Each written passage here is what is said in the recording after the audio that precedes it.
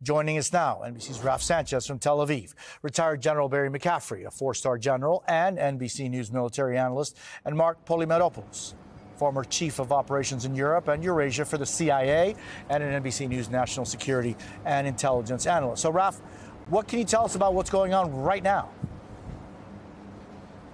Jose, the Israeli military has announced thousands of strikes in southern Lebanon since this war broke out. But the strike they announced earlier this morning is different. Rather than saying they are targeting a specific Hezbollah operative or responding to a specific rocket, they announced what sounds like a broad effort to, in their words, degrade Hezbollah's capability and infrastructure in southern Lebanon.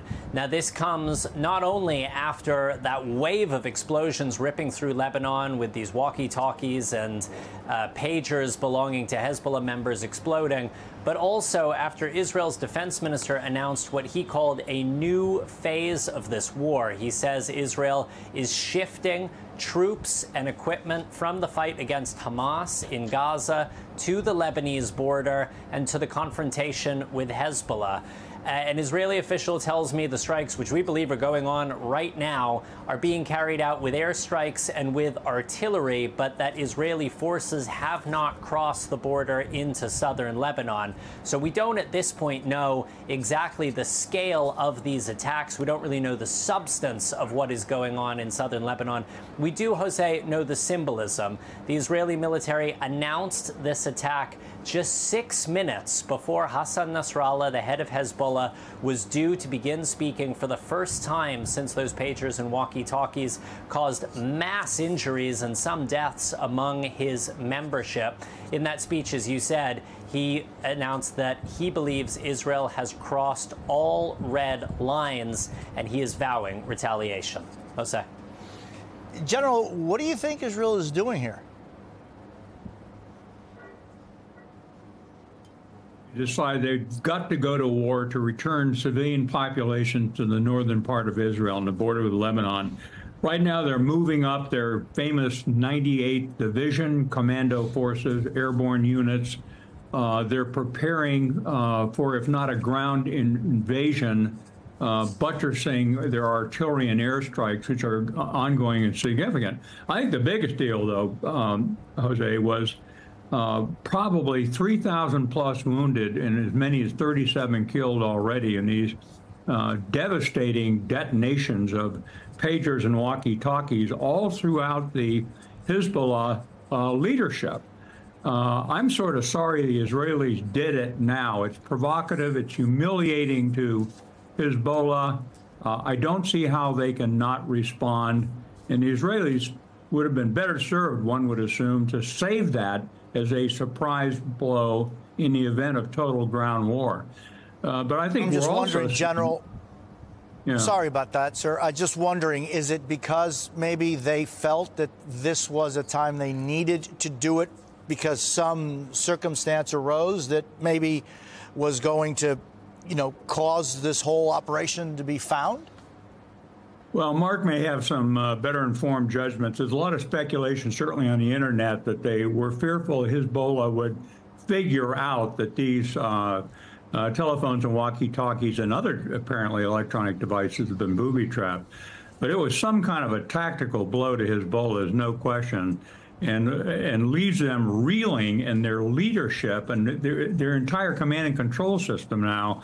They're going to have to reestablish with either runners or landline telephones.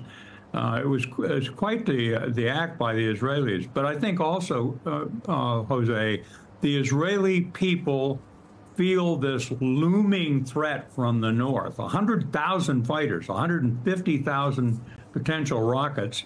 And I think they're inching towards saying, we got to go to war to fix this. When they did it in 2006, it didn't work too good. The Israelis had a lot of problems, and it was sort of a draw at the end of that battle. Yeah, and so, Mark, let's talk about that. I mean, we've seen these 2 days of what appears to be clandestine operations, followed by these strikes today. What do you make of what Israel has done so far? And again, Israel hasn't said that they're behind those walkie-talkie and pager attacks, but all indications are that it probably is behind that. How do you see this operation? So look, those 2 days, the 48 hours of the attacks via the pagers, and then yesterday with the walkie-talkies, that's the most impressive kinetic intelligence operation I've ever seen. I think Israel is demonstrating to Hezbollah they have almost total dominance in the intelligence sphere. And it looks like what's happened today is in essence phase 2. These are airstrikes in southern Lebanon. They're still restricted to southern Lebanon. And of course, you also have Israeli jets overflying Nasrallah as he's speaking. So this is almost kind of an information operations war, a psychological war. And I think the Israelis are sending a signal to Nasrallah that you don't want a wider war. And I go back to, look, I've spent a lot of time in the region. Israeli national security doctrine often is something akin to escalate to de-escalate. They're climbing the escalatory ladder, but they're doing it deliberately. They're giving Hezbollah a chance to stand down. But as General McCaffrey noted, the Israeli public has had it. There's 70,000 people who can't go back to their homes in the north. And so ultimately, I think this is part of the overall strategy. And so, Mark, let's talk about that strategy, because why would they have decided to carry out these 2 days now, you think? So, great question. There has been a lot of speculation that, of course, it may have been that the operation would be compromised, that they had to move this up. But I do think there is something to the notion that this was, giving Hezbollah a chance to come down before any all-out war breaks out. The Israelis do move deliberately. I've seen their decision-making processes. And so, in some sense, they sent a message that, every member of Hezbollah's head is on a swivel. They have achieved total domination over them in the intelligence sphere. There's nothing. Their communication infrastructure has been destroyed. And as the general noted, there's perhaps several thousand Hezbollah members incapacitated. So it makes some sense, both tactically and in some sense strategically. I think, though, ultimately when this operation was planned, which probably took several months ago, this was designed for kind of the day of an invasion. Look, policymakers have tools in their toolkit. They decided to use this now. It was almost the most ideal operational prep of the environment tool, but as we see, they're using it as they're climbing this escalatory ladder. At least that's what I think is happening as we see the events day to day.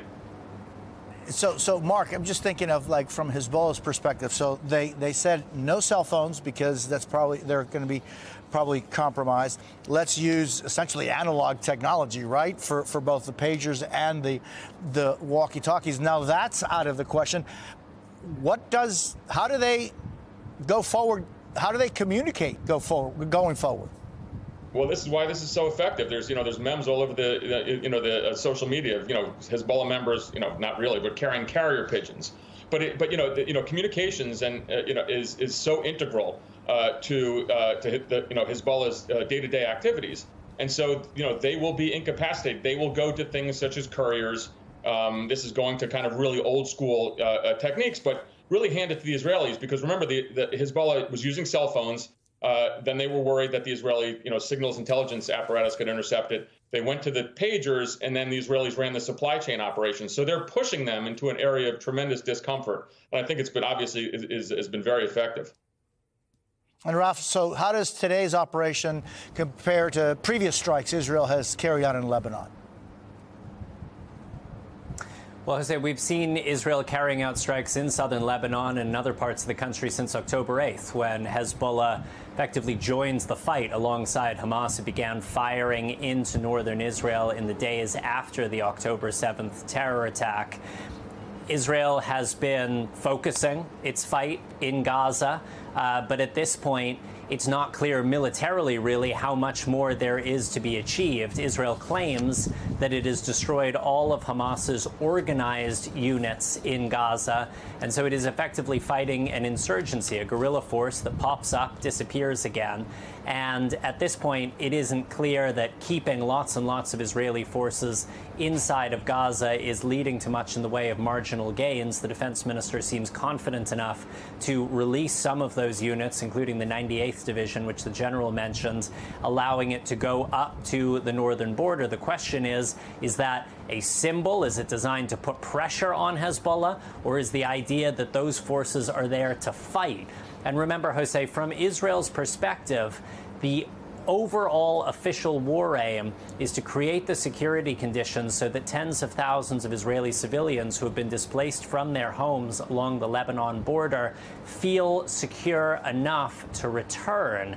Now, it may be that if there was a ceasefire and the shooting stopped, that many of them would go back. But many of those Israeli families have told us October 7th completely changed their perception of risk. Even if the shooting stops, they will not feel safe in their homes knowing that Hezbollah fighters are just a few hundred yards away on the other side of the border, and they are demanding that their government find a way to move Hezbollah away from that borderline. So that's either by force or through a diplomatic deal. The U.S. has been trying month after month to not only get a ceasefire in Gaza, but to try to get to some sort of agreement between Israel and Hezbollah. Neither of those diplomatic efforts seem to be bearing any fruit at the moment, and you are seeing Israeli forces at this point massing on their northern border. And the question is it now only a matter of time before there is all-out war between the two sides?